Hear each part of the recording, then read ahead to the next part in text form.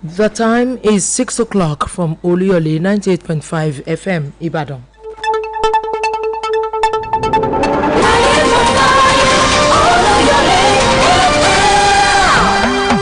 The news. Good evening. I am Josephine Oluwabumi, and reading with me is OluyELETI OFEole. We're both bringing you Newscope, a daily news program of in-depth reports, interviews, and commentaries. First, the highlights. Inspector General of Police charges officers and men to rise above indiscipline. Resident doctors suspend nationwide strike. Oyo government flags off 3 billion naira gratuities and death benefits pension for retirees. DR Congo makes deal with US to take in deported foreigners. Now, the details. The Vice President has called on all Nigerians to cooperate with the police and other security agencies, emphasizing the importance of national security. Vice President Kashim Shettima has assured Nigerians that the security challenges facing the country would be surmounted. Speaking at the 2026 National Police Day Grand Parade and Procession in Abuja today, Shettima said Nigeria shall prevail. He also tasked the leadership of the police to be responsive to the needs of all citizens, saying that the people must see the force as partners in preserving peace. The event brought together senior government officials, the leadership of the Nigeria Police Force, security chiefs, and officers drawn from across the federation. Meanwhile, Inspector General of Police IGP Tunji Diso has charged officers and men of the Nigerian Police Force to rise above indiscipline, misconduct, and every action that diminishes the honor of the uniform. The IGP gave the charge at the second edition of the National Police Day Grand Parade and Procession held at Eagle Square, Abuja today. Diso declared that every life lost in service is a debt on the conscience of the police force and a call to do better and to serve better. He promised the families of fallen officers that their loved ones will not be remembered only in ceremonies but in the standards they uphold every single day. In another development, the Oyo State Police Command has arrested 3 suspected armed robbers and recovered a toy pistol in Ibadan. The suspects were apprehended during a routine stop and search operation by operatives of the Bodija Housing Division along Awolowo Road, Bodija.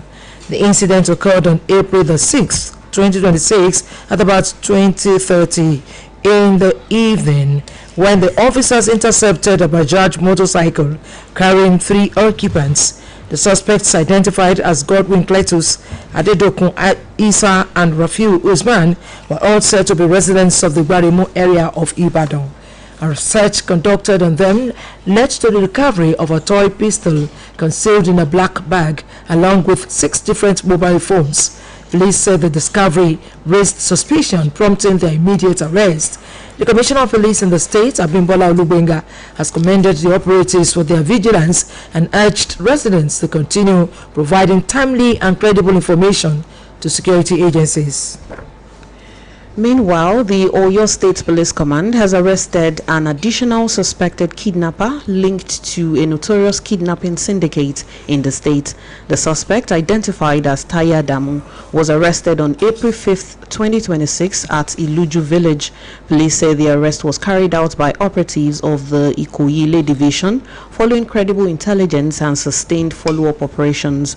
The command notes that the suspect is believed to be a member of the same gang earlier apprehended on April 4th in Ikoyile, where an AK-47 rifle was recovered.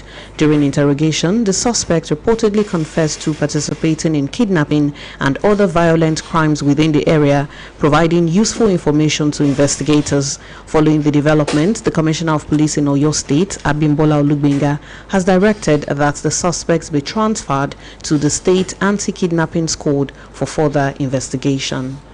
A solemn funeral service for victims of the Palm Sunday attack in Agwan Rukuba, Jos, turned tense as fresh revelations emerged and protesters gathered outside the church. The Chief of Staff, Government House Jos, Jeremiah Satmak, who represented the Plateau State government, commiserated with families of the victims and assured them that efforts are underway to uncover the motive behind the killings and bring the perpetrators to justice. Satmak disclosed that toll from the attack has risen from 28 to 33 following the death of some victims in the hospital.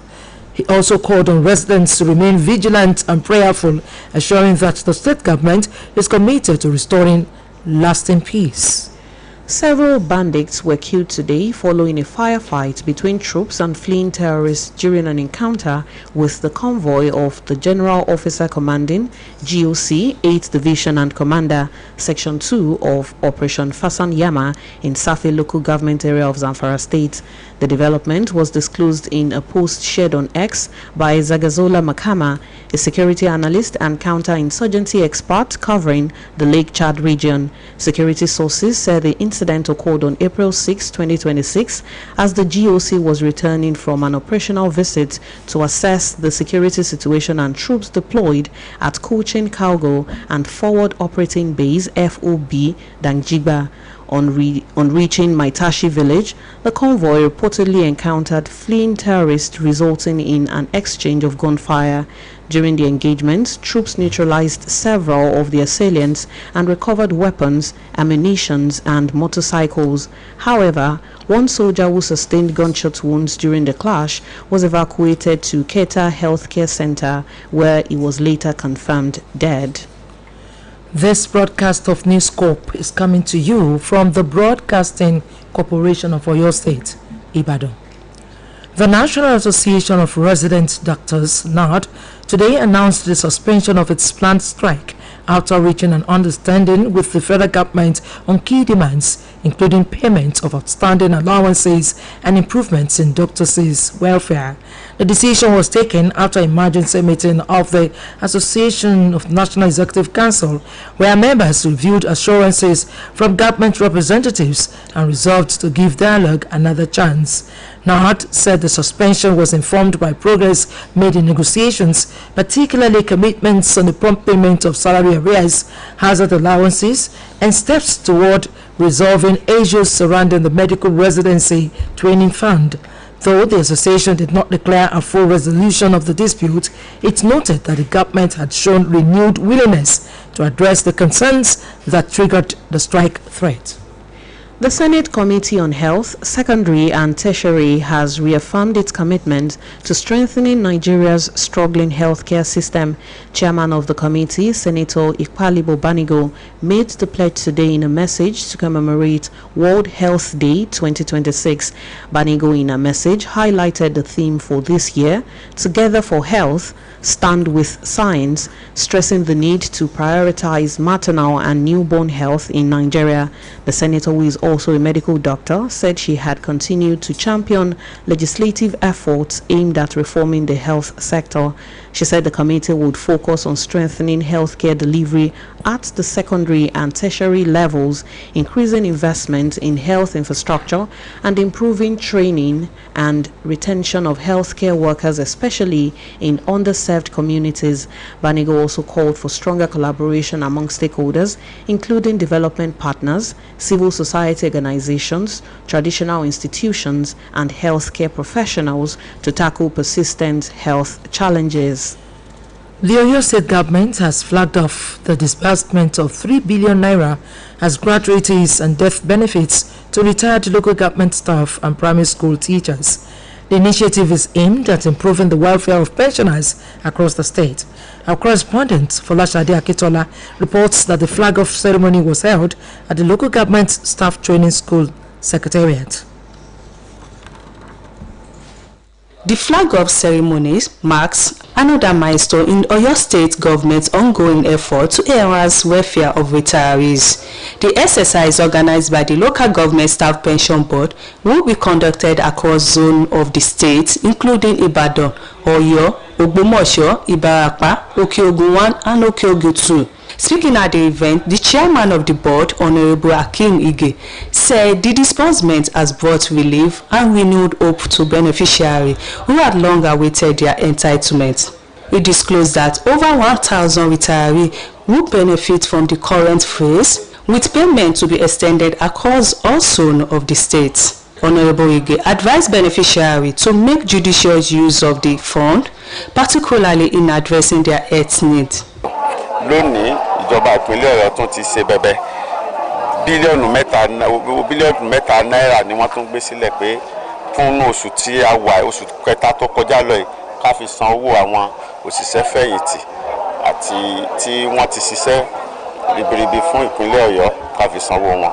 Owó yìí náà ni a tún wá ṣe flag of embileni ó là ń san lọ́wọ́lọ́wọ́ kí wọ́n lo owó ìfún tó kàn nínú ọ̀rọ̀ wọn kí wọ́n má lò fún afẹ́fẹ́ ayé kán lò fún láti take care nǹkan tó jẹ́ ìlera wọn nǹkan tí wọ́n ó jẹ kán má fi ṣe owó tí wọ́n máa ń pẹ́. In a goodwill message, the State Secretary of the Nigeria Union of Pensioners, Comrade Segun Abaton, commended the state government for the initiative and called for its sustenance. Ẹnikẹ́ni tó bá lè ká tàbí lọ́wọ́ lórúkọ Nigeria Union of Pensioners ó fẹ́ gbà nínú ẹ̀sìnkẹ́ ọ̀sánwó lọ́wọ́ ẹni owó lọ́wọ́ èèyàn 10,000, 1,000, 2,000. Earlier in his open remarks, the Permanent Secretary of the Board, Mr. Olufemi Akindele, described the initiatives as a clear demonstration of the government's commitment to the well-being of retirees. Our governor is a friend to both the workers and the pensioners because they have been taking very, very You can see the smiles on the faces of the pensioners here today because they are very glad. Some beneficiaries expressed appreciation to the government, describing the payment as timely and impactful.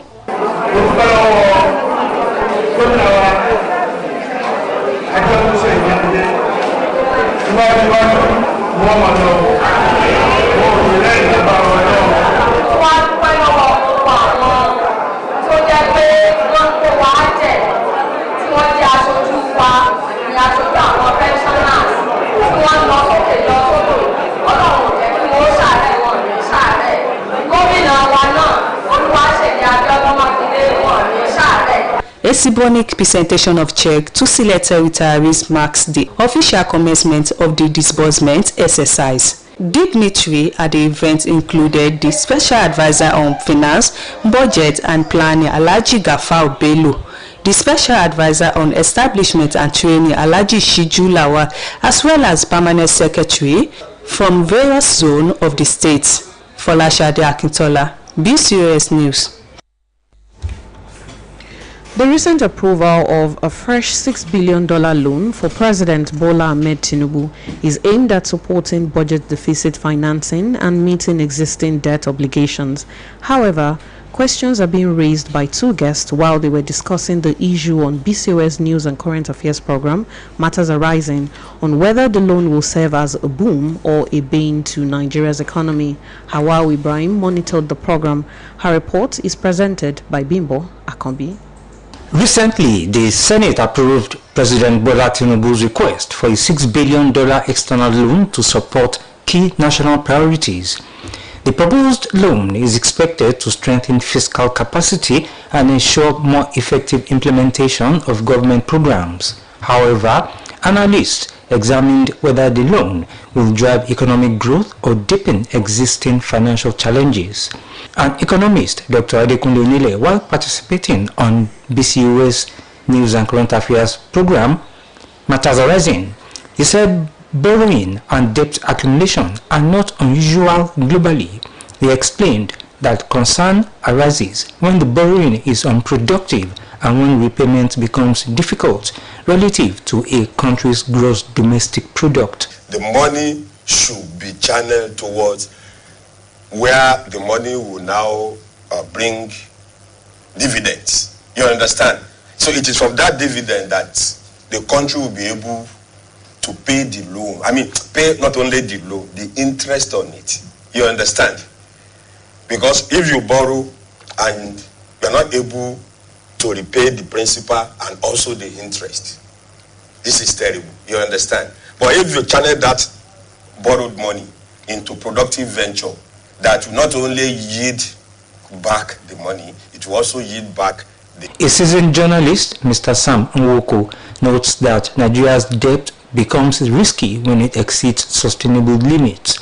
He adds that borrowing can support the economy when properly managed, but mismanagement can turn it into a burden. According to him, loans are often used to keep the economy afloat and to finance projects that may also attract private sector participation. The speed with which this loan was approved called for suspicion. Yes. I don't know if doctor will agree with me. Yeah, because I'll talk about when it didn't take them 6 hours. Yes. It looked like go and bring it. They just stamped it down. And it reminded me of when Dr. Sagay went to the National Assembly, the Senate led by Farouk, by Lawan. And what did they tell? What did he say? He told, when after they received him on behalf of the president, then that's the late President Buhari, the Senate president said, anything you bring will receive our express approval. The experts maintain that borrowing is not the issue, but accountability and effective utilization will determine whether the loan strengthens or weakens the economy. Now to the sports desk, where Victor Opone is standing by. Good evening, and thank you for joining us on the sports segment of the news. I am Victor Opone. We'll start with the news that 37-year-old Spanish World Cup winner Juan Mata could miss the remainder of the 2025-2026 A-League men's season after suffering a fracture to his left elbow. Scans taken on Monday confirmed that Mata sustained a fracture during the first half of Melbourne Victory's 1-0 loss to Wellington Phoenix at the weekend. A timeline for Mata's recovery has not yet been established by the club, with discussions to take place regarding potential surgery. When Arsenal face Sporting in their Champions League quarter-final first leg later tonight, there will be much more riding on the game than just a knockout match in Lisbon. The expanded boss Mikel Arteta said his team are very clear why they lost to Southampton and believes they did not deserve to be beaten. The Gunners boss said Arsenal are hungrier than ever and that the defeats do not change the importance of the last 8 matches against Sporting. It's revealed that the club worked so hard throughout the season to be at this stage in the competition.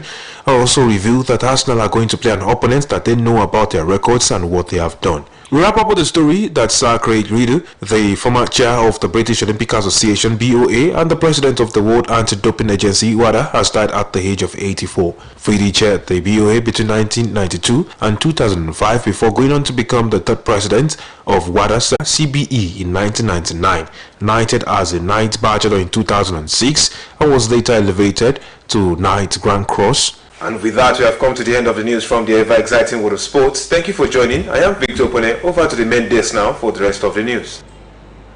On the foreign scene, the Democratic Republic of Congo has said it will take in foreigners deported from the United States under a deal with Washington, which also wants access to Congolese mineral wealth. The government did not say how many third country nationals will be accepted under the agreement, nor what the U.S. has offered the Kinshasa government in return for participating in its mass deportation campaign. Several other African countries have in recent months made deal with the United States to take in deportees: Cameroon, Equatorial Guinea, Eswatini, Ghana, Rwanda, and South Sudan. A number of the deals include U.S. financial or logistical assistance. Many of the people rounded up for deportation have U.S. work permits and no criminal records, according to U.S. statistics. To end this edition of Newscope, here again are the main points. Inspector General of Police IGP Tunji Disu has charged officers and men of the Nigeria Police Force to rise above indiscipline, misconduct, and every action that diminishes the honor of the uniform. The National Association of Resident Doctors, NARD, today announced the suspension of its planned strike after reaching an understanding with the federal government on key demands, including payment of outstanding allowances and improvements in doctors' welfare. The Oyo State government has flagged off the disbursement of 3 billion naira as gratuities and death benefits to retired local government staff and primary school teachers. The Democratic Republic of Congo has said it will take in foreigners deported from the United States under a deal with Washington, which also wants access to Congolese mineral wealth. And that's all from Newscope Desk for now. It was packaged by Kende Adeyemi and delivered by OluyELETI and Josephine Oluwabumi. Thanks for listening. Do not forget to tune in for the Yoruba version at 8 p.m. Good evening.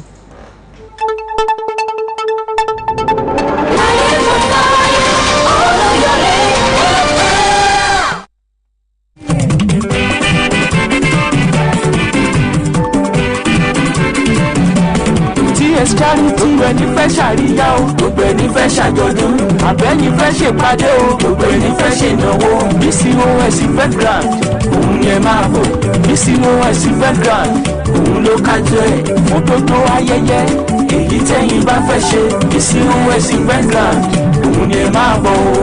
Bóyá wá gbé mi débẹ̀ yóò ilé akéde bóyá